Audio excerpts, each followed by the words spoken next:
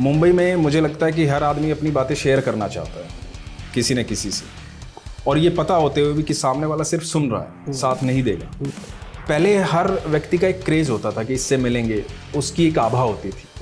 तो social media ने क्या किया, उस आभा को तोड़ दिया। अब हर कोई किसी को पर्सनली जानता है कि वो क्या है क्या नहीं। मेरे पापा कभी ऐसे मेरा काम देखते नहीं थे, अभी तो पापा रहे नहीं। तो एक दिन उन्होंने फ़ोन किया, मेरा एक प्रोग्राम देख के उन्होंने फ़ोन किया, मुझे बोले कि तू बड़ा मैच्योर एक्टर हो गया है यार। आपको एक फिल्म मिली और सिर्फ इसलिए नहीं मिली कि उसमें कह दिया गया कि यार आपकी हाइट उतनी नहीं है। तो 2 दिन की छुट्टी लेके मैं अपने हरियाणा गया दादाजी के अंतिम संस्कार के लिए, वापस लौटा और यहाँ शादी का सीक्वेंस चल रहा था। अच्छा। और उसमें मुझे डांस करना है, नाचना है, खुश रहना है। तो वहाँ ढोल बजता था, एक्शन होते ही वहाँ डांस करता था और रूम में आके मैं रोता था।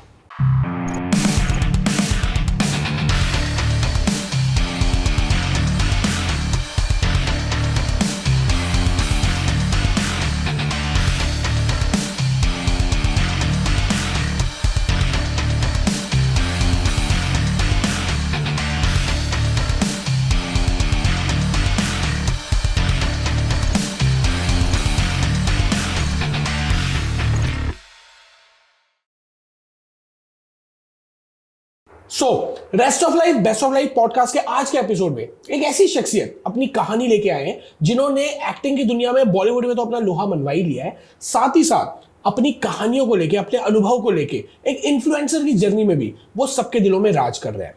एक ऐसे शख्स जो हरियाणा के एक छोटे से गांव से एक बड़ा सपना लेके सपनों की नगरी बंबई आते हैं, बहुत संघर्ष करते हैं, धीरे धीरे धीरे अपनी मेहनत को ही अपना की बना के वो अपनी रेस्ट ऑफ लाइफ को बेस्ट ऑफ लाइफ बनाते हैं, अपने सपने को जीते हैं। तो आइए स्वागत करते हैं आज के इस एपिसोड में हमारे गेस्ट एक्टर अनुज ओम प्रकाश शर्मा का। अनुज भैया, थैंक यू सो मच समय निकालने के लिए, हमारे आज के इस पॉडकास्ट में आने के लिए। 14 फरवरी वैलेंटाइन डे के दिन 2005 आप आ गए बंबई एक्टर बनने का सपना लेके। कितना मुश्किल होता है एक्साइटमेंट के साथ कि कब पहला काम मिलेगा, कहाँ रहेंगे, कैसे रहेंगे, क्या दुविधा थी जब आप मुंबई आ गए? सबसे पहले मुंबई आ गए, रुकने का ठिकाना ढूंढना सबसे पहली दुविधा थी कि रुकना कहाँ है, रहना कहाँ है, क्योंकि यहाँ कोई जान पहचान नहीं थी, अपरिचित शहर था, बड़ा शहर था, चारों तरफ इमारतें थी, बहुत सारे लोग थे, भीड़ थी। तो सबसे पहला काम तो ये था, वो संघर्ष था एक्चुअली। जब वो पूरा हुआ कि यहाँ चलो यहाँ रुकना है, उसके बाद फिर पहला काम ढूंढना संघर्ष था। तो लेकिन मुझे बड़ा आनंद आया यहाँ पे, क्योंकि बहुत सारे सपने हम लेके आते हैं और सोचते हैं कि कब पूरे होंगे कब पूरे होंगे। तो मैंने डिसाइड किया कि 1 महीने में काम मिला तो ठीक है, नहीं तो वापस चला जाऊँगा। अच्छा।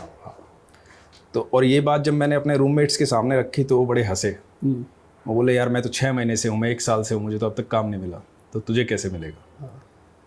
तो जब 29 दिन हो गए थे तो मैं वापस चला गया यहाँ से। ओके। तो जब मैं वापस चला गया तो मैं पहुँचा, पश्चिम एक्सप्रेस से मैं वापस गया था। मेरा होटल है हरियाणा में, वहाँ जाके मैंने खाने का ऑर्डर किया। भैया खाना नहीं खाया 1 महीने से ढंग से, बम्बई में खाना ढंग का मिला नहीं और पैसे भी इतने नहीं होते थे।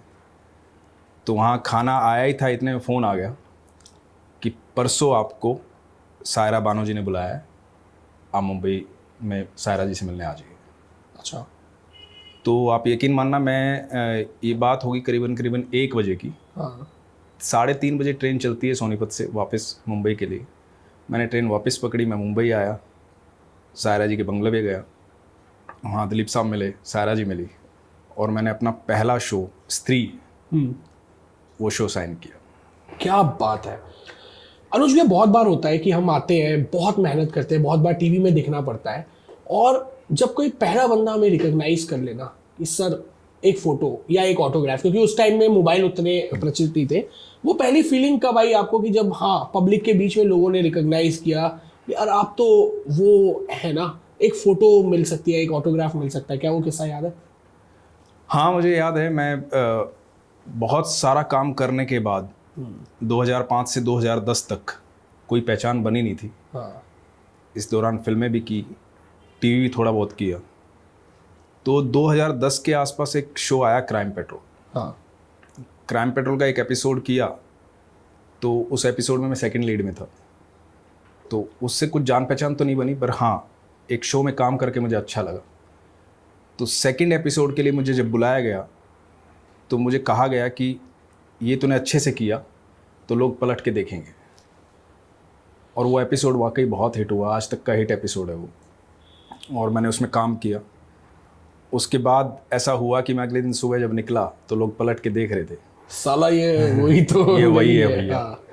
तो उसके बाद ये रेगुलर हो गया।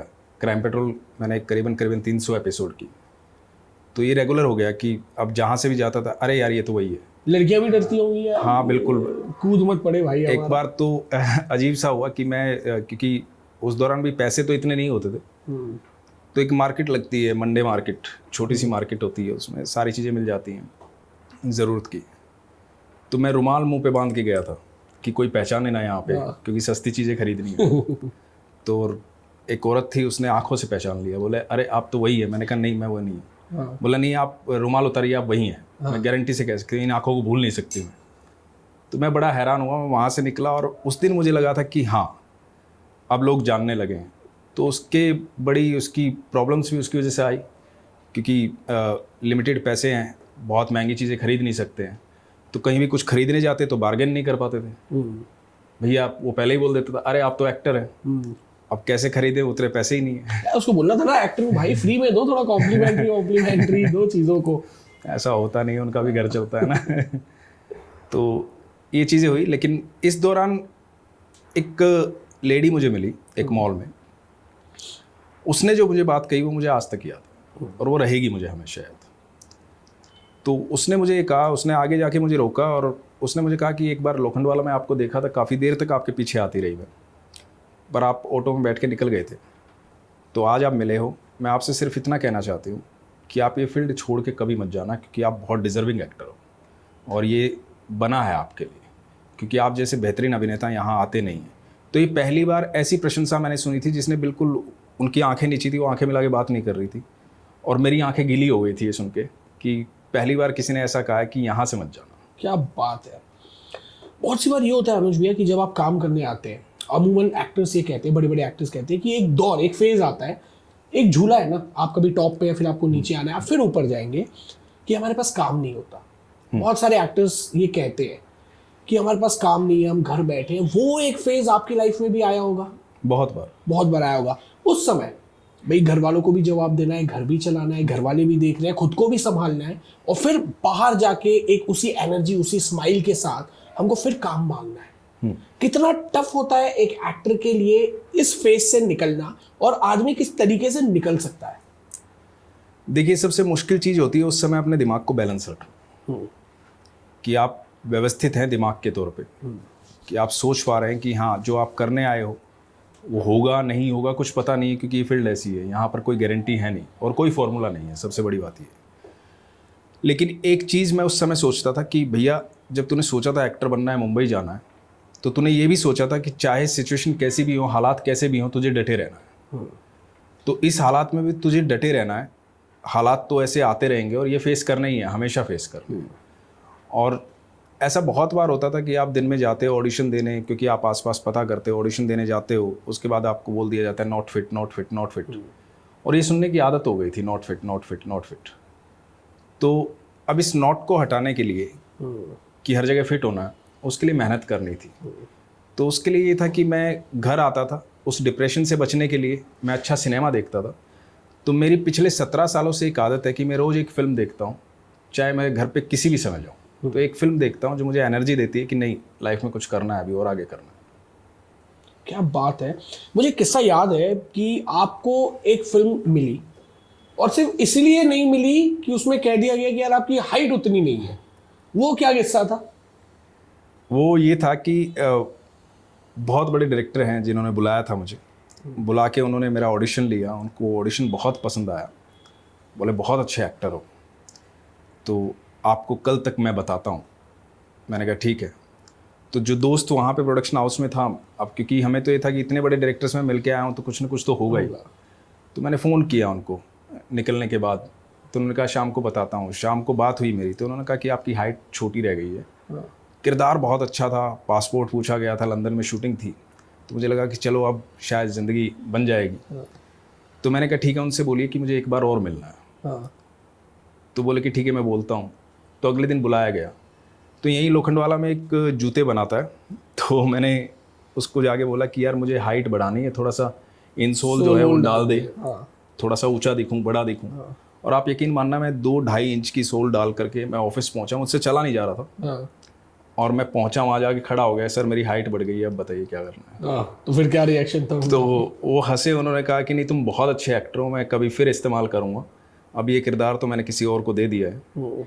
और उन्होंने अपना वादा निभाया, आगे जाके एक शो मैंने उनके साथ किया। क्या बात है। बहुत सी बार ये होता है अनुज भाई कि जब आप काम कर रहे होते हैं तो आपके बहुत सारे दोस्त बनते हैं। एक दोस्त होते हैं जो दिल से जुड़ते हैं, एक दोस्त होते हैं जो काम में बनते हैं, फिर वो छूटते हैं, फिर मतलब होता है जुड़ते हैं, ये होता है। क्या सिचुएशन हो जाती है एक आदमी की कि जब उसको पता है कि यार ये शायद मेरा फायदा उठा रहा है, और आप उसको अपना फायदा उठाने भी देते हैं या कई बार नहीं भी देते हैं। एक एक्टर के लिए खासकर बॉलीवुड में कहा जाता है कि बंबई दोस्ती नहीं देखती, बंबई सिर्फ मकसद देखती है, काम देखती है। How you relate yourself?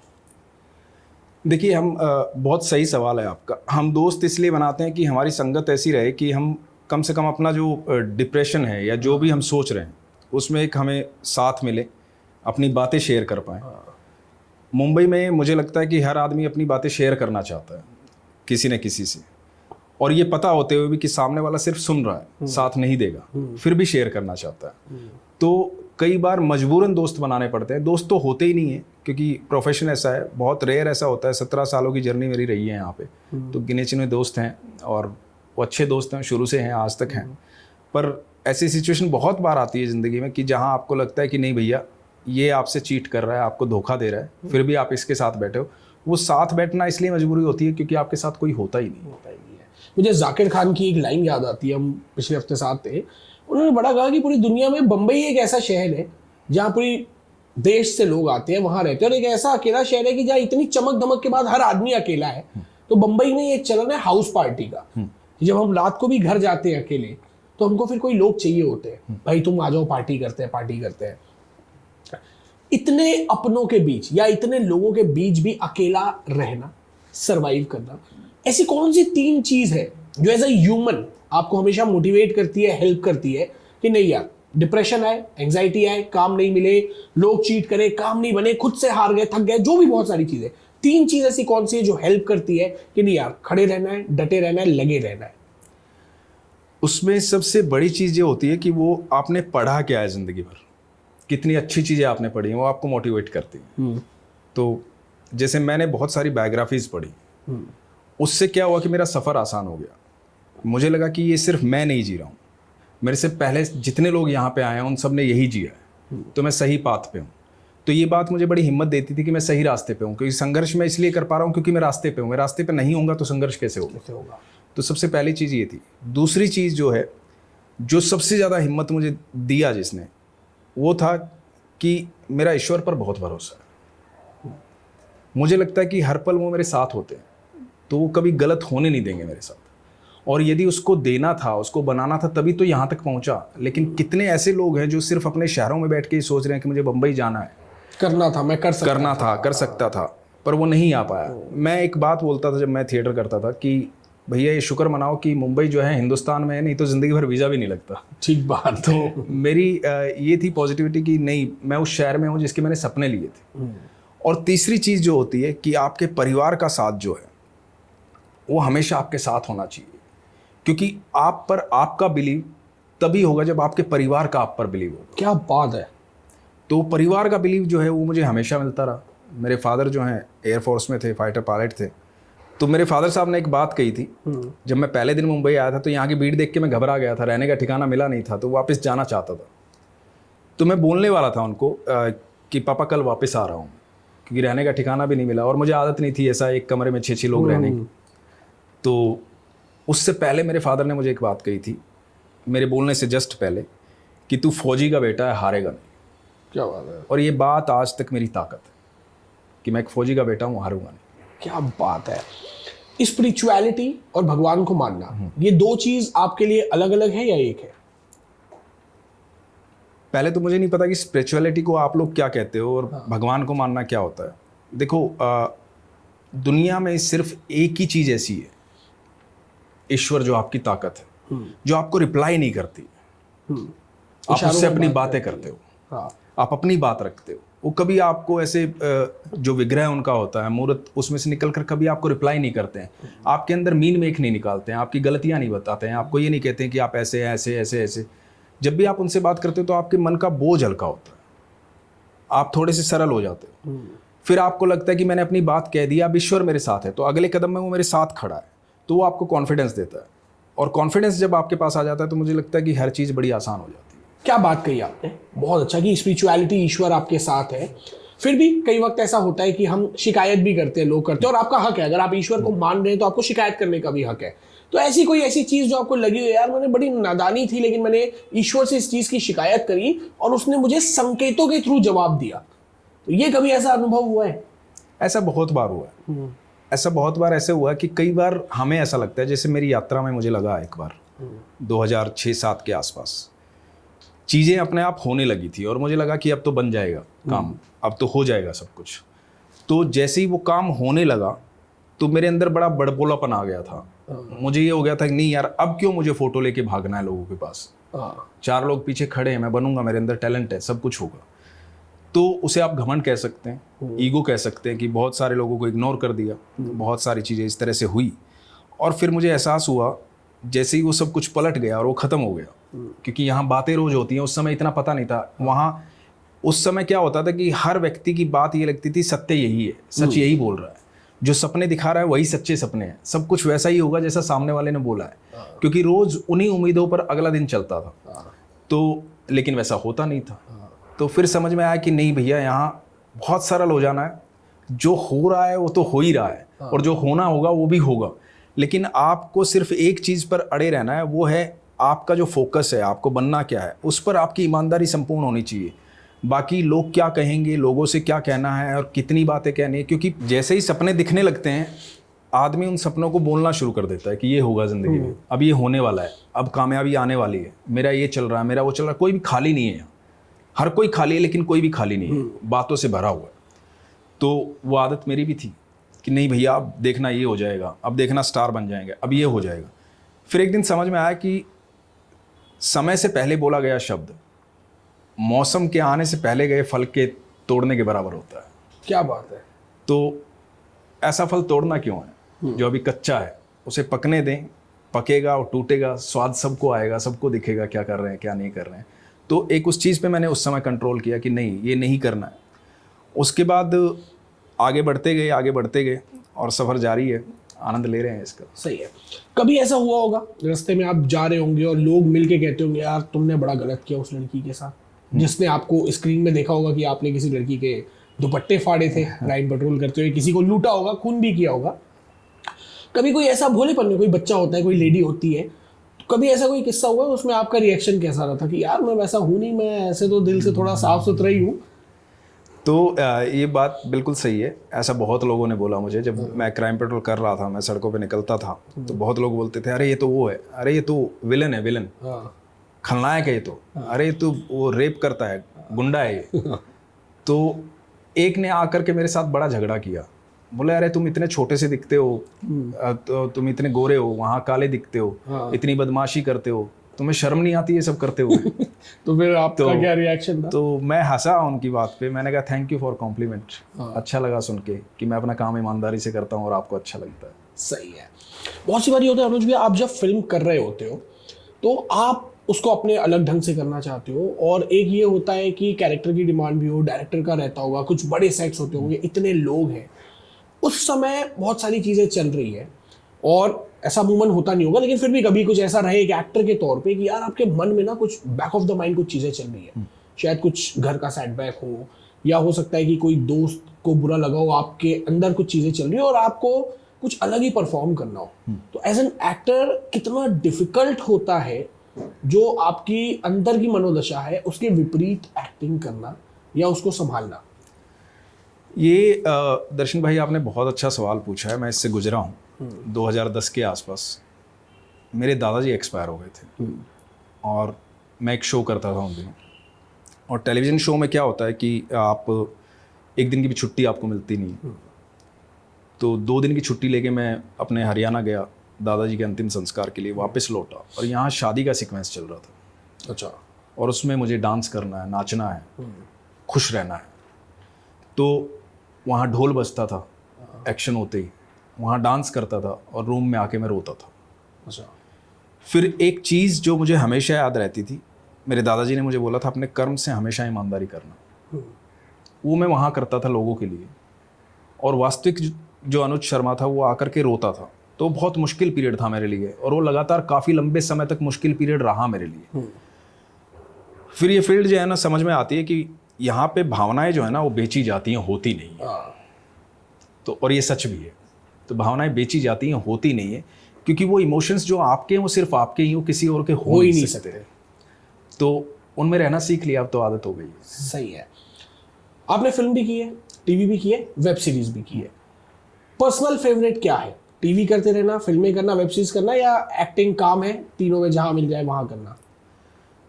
मुझे सिनेमा और वेब सीरीज तो अभी आई हैं, वो मेरा फेवरेट है। हर आदमी का सिनेमा ही फेवरेट होता है जब भी वो एक्टर बनने के तौर पे आता है, क्योंकि वो एक्टर बनने इसलिए आता है क्योंकि उसने बड़े सिनेमा में बड़े बड़े एक्टर्स को देखा है। सपने वहीं से शुरू होते हैं, टेलीविजन से सपने शुरू नहीं होते हैं।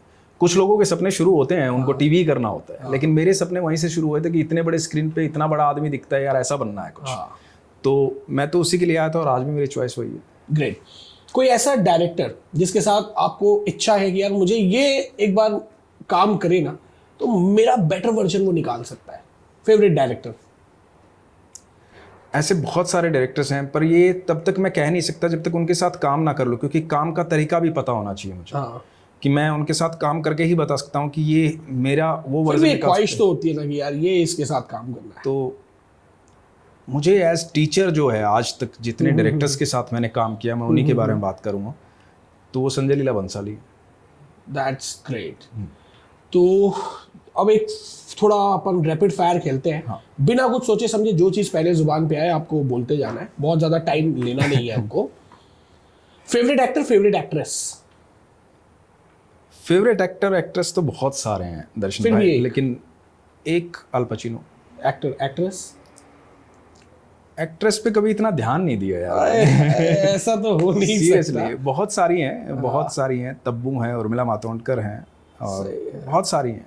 अब अंदर से आ रही है किस किस का? मुझे इनका काम अच्छा लगता है। मुझे राधिका आप्टे हैं, बहुत सारी एक्ट्रेस हैं जिनका काम मुझे अच्छा लगता है। घर का खाना, बाहर का खाना? घर का खाना। कोई एक ऐसा फूड आइटम जो आपको कहा जाए कि यार आज के बाद पूरे जीवन भर ना तुमको यही आइटम खाना है, तो क्या होगा वो? आलू। आलू, सही है। मोबाइल के बिना जिंदगी आसान लगती है आपको कि मोबाइल के साथ? हकीकत तो मोबाइल के बिना। मोबाइल के बिना। यदि मेरी जरूरत ना हो तो मैं मोबाइल ना रखूं। ग्रेट। सोशल मीडिया आज के दौर में जरूरी है क्योंकि आप जिस लाइन पे हो, फिर भी पर्सनल लेवल पे सोशल मीडिया कितना पसंद है? नहीं है पसंद, बहुत सारे कारण हैं उसके। पहले हर व्यक्ति का एक क्रेज होता था कि इससे मिलेंगे, उसकी एक आभा होती थी। तो सोशल मीडिया ने क्या किया, उस आभा को तोड़ दिया। अब हर कोई किसी को पर्सनली जानता है कि वो क्या है क्या नहीं है। चलो इसको सच भी मान लेते हैं, लेकिन दूसरी प्रॉब्लम क्या हो गई कि जहां माइंड हमारा खर्च होना चाहिए था वहां खर्च नहीं हो रहा है। अब सारा माइंड वहीं खर्च हो रहा है कि मोबाइल पकड़ा, हर कोई आदमी, एक घर में 4 लोग बैठे, चारों मोबाइल पे लगे हुए हैं, तो आपस की बात ही नहीं हो रही है। इसीलिए हार्ट अटैक बहुत ज़्यादा हो रहे हैं, लोग बीमार बहुत ज़्यादा हो रहे हैं, क्योंकि दिल की बात निकल ही नहीं रही है। फेसबुक और इंस्टाग्राम? फेसबुक। ओके। ट्विटर और लिंक्डइन? ट्विटर। यूट्यूब ज्यादा आसान बना देता है आपके टैलेंट को लोगों के सामने लाने में, या यूट्यूब एक जरिया वो भी है जिससे लोग जो है गलत रास्ते पे जा रहे हैं? What you feel? ये आपके अपने टैलेंट को खर्च करने का तरीका, कि आप किस टैलेंट को किस तरह से खर्च कर रहे हैं। क्योंकि अभी देखो यूट्यूब और फेसबुक या कुछ भी बड़ा सेफ नहीं है। मैं चाहता हूं कि लोग ऐसा काम करें जो उनके बच्चे, उनके परिवार के साथ बैठ करके वो देख सकें, जो भी उनका टैलेंट। तो आजकल बहुत वाहियात हो गया, तो हमें डर लगता है कि यार मैं जो खोल रहा हूँ कल को मेरा बच्चा खोलेगा या कोई और उसे देखेगा, तो क्या वो होगा। तो ऐसी चीज़ें बने ही क्यों जो मुझे देखते वक्त ये सोचना पड़े। 18 साल हो गए आपको लगभग मुंबई आया, अगर मैं 2005 से कैलकुलेट करूं। 2005 में आना ये सोच के कि यार 1 महीने में काम मिलेगा तो रहूंगा और चला जाऊंगा, और आज का समय, काम मिलना ज्यादा इजी कब था, तब या अब? काम मिलना तब ज्यादा इजी था। तब ज्यादा इजी था। लोग ज्यादा सिंसियर, प्रोफेशनल, अच्छे कब थे, तब या अब? तब। ऐसा एक डायरेक्टर जो समय का न रहा हो, आप जब बचपन में फिल्म देखते थे, आपको लगता है यार काश वो रहते और मैं इनके साथ काम करना चाहता था, वो एक्टर या डायरेक्टर कोई भी? मैं गुरुदत्त जी के साथ काम करना चाहता था और एक्टर में मैं बलराज साहनी साहब के साथ काम करना चाहता क्या बात है।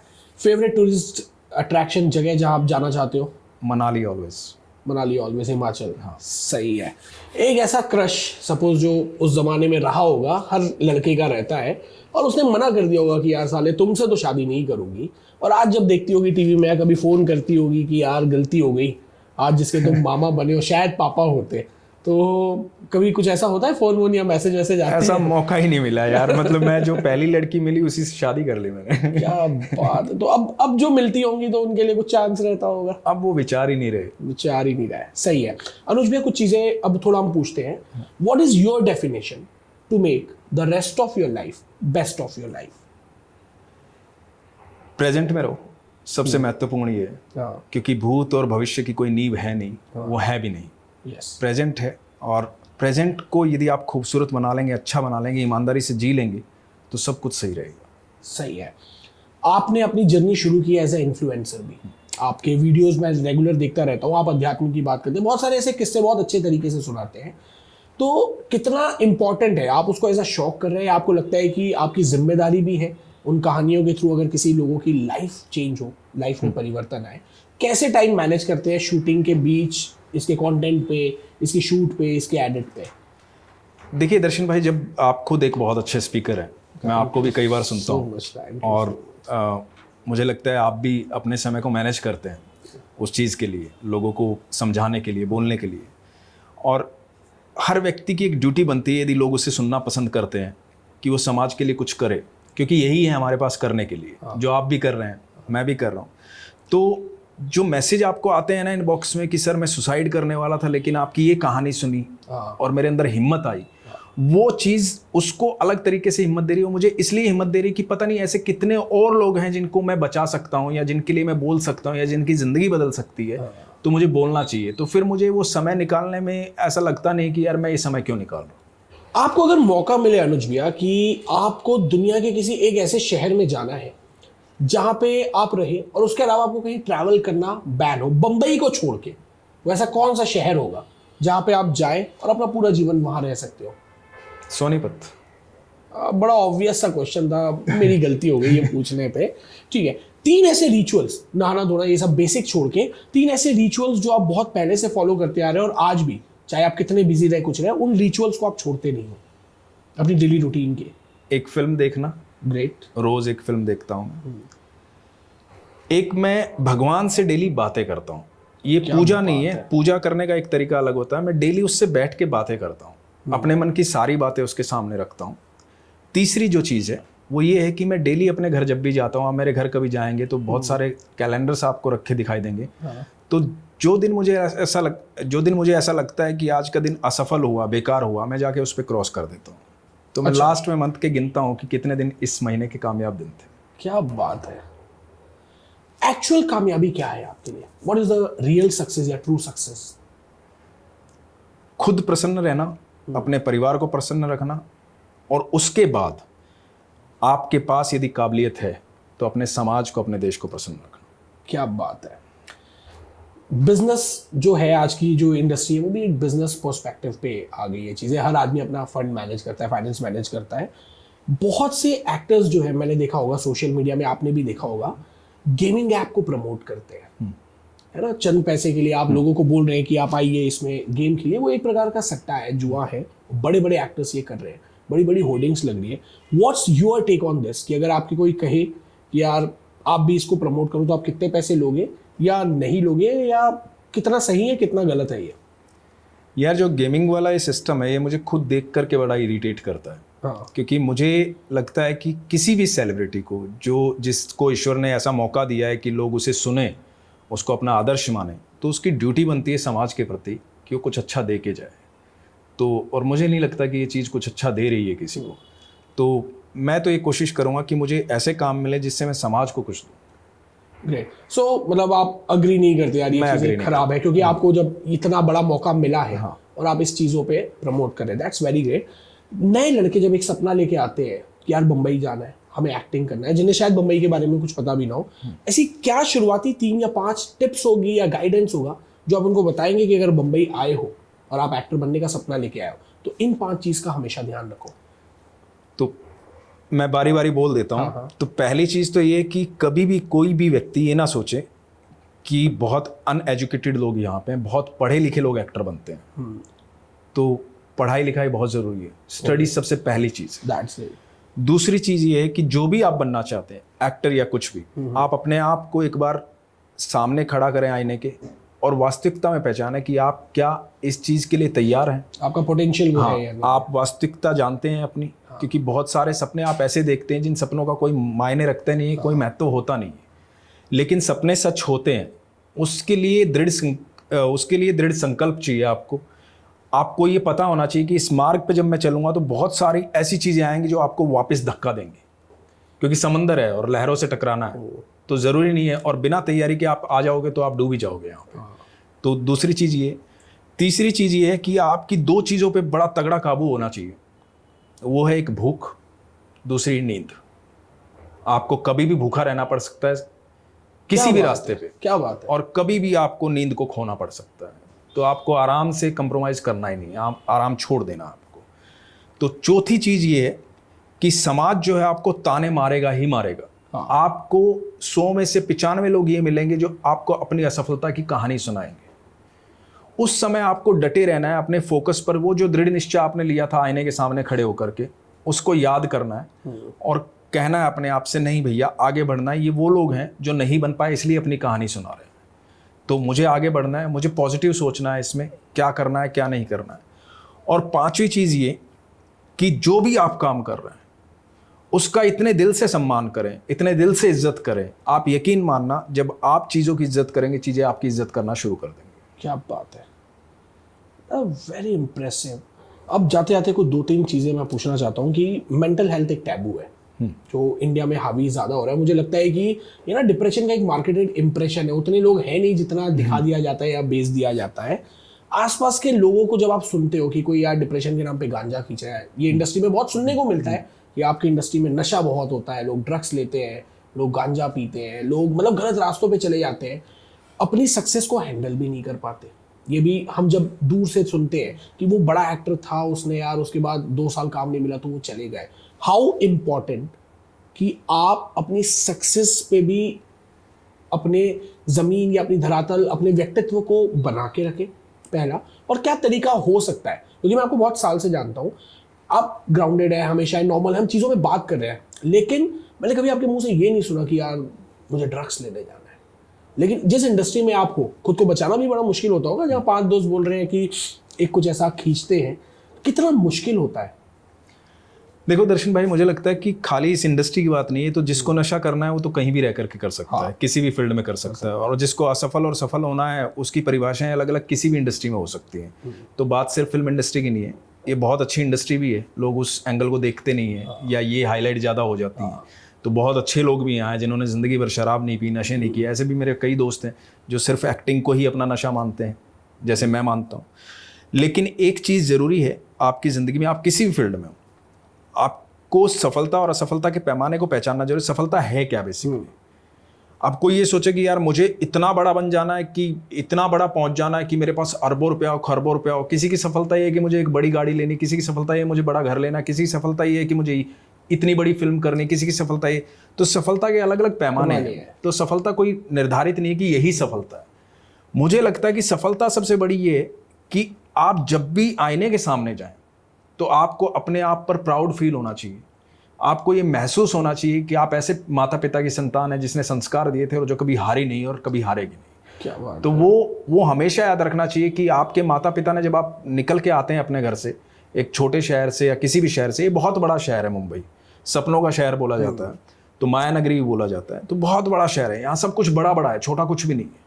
तो बड़ी बड़ी चीज़ें हैं यहाँ पे। उस समय सिर्फ एक बात याद रखनी चाहिए, जिस समय आप पहली बार अपने घर से निकल रहे थे तो आपकी माँ और बाप के आंख में जो आंसू थे वो आपकी मोहब्बत के लिए थे। उस मोहब्बत को हमेशा जिंदा रखना है, उसके लिए कभी हारना नहीं है। यदि हारने की नौबत आए, जिसको आपको लगता है कि आप हार गए, तो वापस लौटने में कोई बुराई नहीं है। जिंदगी फिर से शुरू होगी, क्या बात, फिर आगे मौका मिलेगा, कोई बुराई नहीं है। क्योंकि जीत आपको मिल ही जाएगी एक ना एक दिन। स्ट्रगल है ना, किसने नहीं किया? भगवान राम 14 साल स्ट्रगल किया था। भगवान राम 14 साल वनवास में रहे थे। भगवान श्री कृष्ण ने मित्र होते हुए पांडवों के, और पांडवों ने इतना स्ट्रगल किया। उसके बाद यदि आपको भरोसा है ना, तो उसके लिए जरूरी नहीं आप मुंबई रहें, कहाँ रहें, कहाँ। आज तो इतने सारे माध्यम हैं।